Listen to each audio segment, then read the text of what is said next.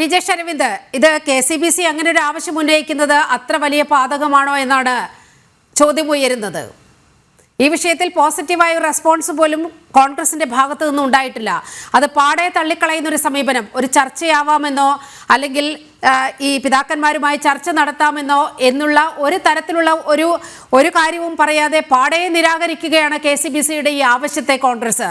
അതൊരു നന്ദികേടലെ യഥാർത്ഥത്തിൽ. ആ മുനമ്പഭാഗം ഉൾക്കൊള്ളുന്ന ഹൈബീഡനെ ജയിപ്പിക്കുന്നത് ആരാണ്? ഹൈബീഡന്റെ പിതാവിനെ ജയിപ്പിച്ചുകൊണ്ടിരുന്നത് ആരാണ്? അവിടെ വളരെ കൃത്യമായി നിങ്ങളുടെ വോട്ട് ബാങ്ക് എന്ന് പറയുന്നത് അവിടുത്തെ ലത്തീൻ ക്രൈസ്തവരാണ്.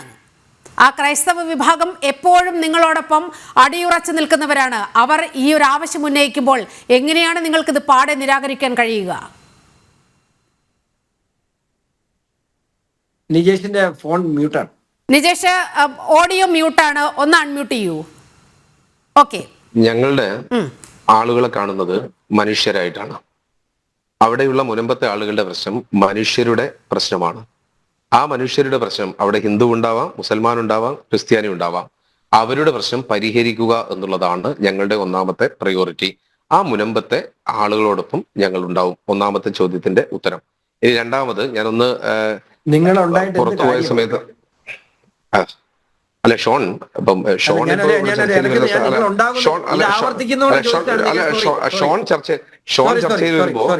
ചർച്ചയിൽ വരുമ്പോ എനിക്ക് പ്രശ്നമില്ല.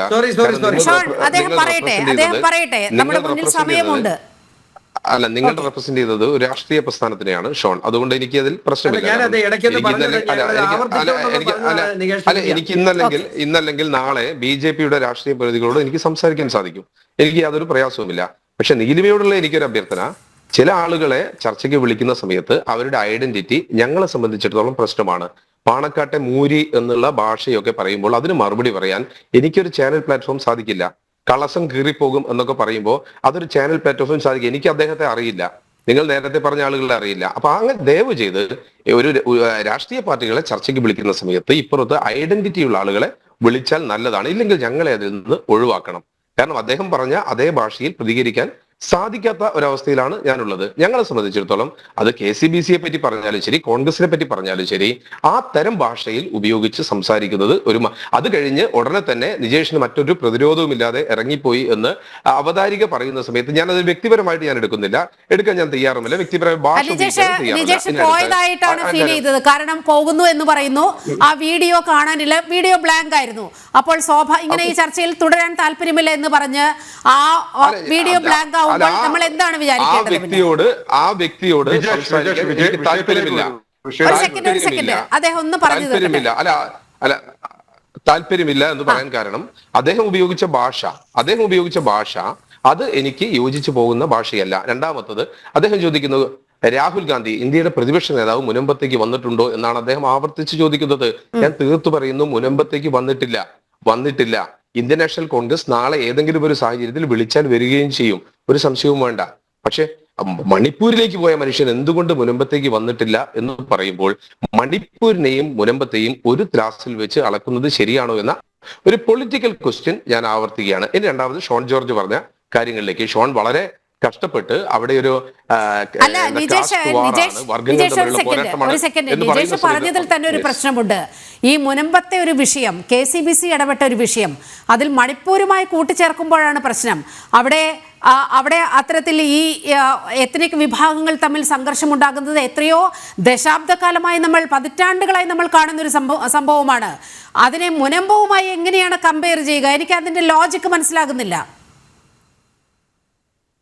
പറയാം, ഞാൻ ലോജിക്ക് വളരെ കൃത്യമായിട്ട് പറഞ്ഞുതരാം.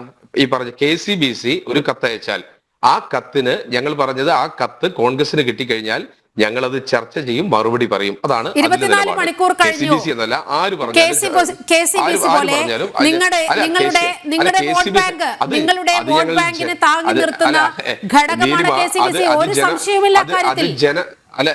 നീലിമ, അത് ജനം ചാനലിൽ വന്നിട്ട് കോൺഗ്രസ് എന്ത് മറുപടിയാണ് എന്ന് പറഞ്ഞതെന്ന് പറയേണ്ടതില്ലല്ലോ. അത് അവരോട് ഞങ്ങൾ പറഞ്ഞാൽ പോരെ, അത് ഞങ്ങൾ പറഞ്ഞേക്കാം. അതിൽ യാതൊരു പ്രയാസവും വേണ്ട. അതിലെന്തെങ്കിലും ആശങ്ക നിങ്ങൾക്കുണ്ടെങ്കിൽ നിങ്ങളത് പ്രയാസപ്പെടേണ്ട, ഞങ്ങളത് പരിഹരിക്കും. ഇനി രണ്ടാമത്തെ, എങ്ങനെ കണക്ട് ചെയ്യുന്നു എന്നാണല്ലോ ചോദിച്ചത്. നേരത്തെ അദ്ദേഹം ഞാൻ ചർച്ചയിലേക്ക് കയറി വരുന്ന സമയത്ത് കാസയുടെ പ്രതി ഇന്ത്യൻ നാഷണൽ കോൺഗ്രസിനെ പറ്റി വളരെ വളരെ മോശമായിക്കൊണ്ട് സംസാരിക്കുന്ന ഘട്ടത്തിലാണ് ഞാൻ കയറി വന്നത്.